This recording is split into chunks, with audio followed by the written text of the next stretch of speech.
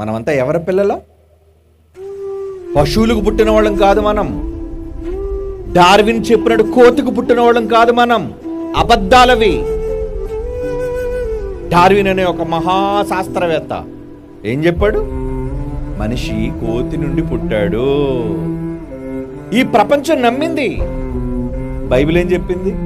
అరే నాన్న, మీరు నా పిల్లలు నాయన, నేను మిమ్మల్ని కన్నాను,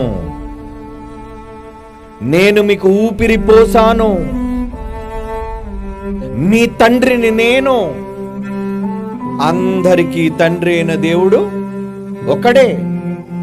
ఆయన అందరికీ పైగా ఉన్నవాడై అందరిలో వ్యాపించి అందరిలో ఉన్నాడు అని బైబిల్ చెప్పిన నిజం అక్కర్లేదు, మాకు వద్దండి.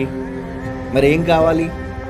ఆ డార్విన్ చెప్పిన కథ కావాలి, కల్పనా కథ కావాలి, అబద్ధాలు కావాలి, నిజాలు అక్కర్లేదు.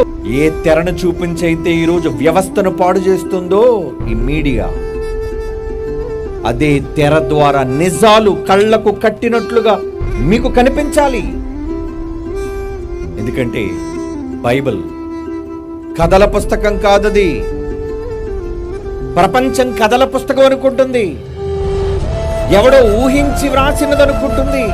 చెడిపోతున్న దేవుని సమాజాన్ని సన్మార్గంలో పెట్టాలి అంటే వాళ్ళు నమ్ముతున్న కథలలో నుంచి, ఆ మాయ నుంచి బయటకు తీసుకొచ్చి నిజమని చెప్పాలి.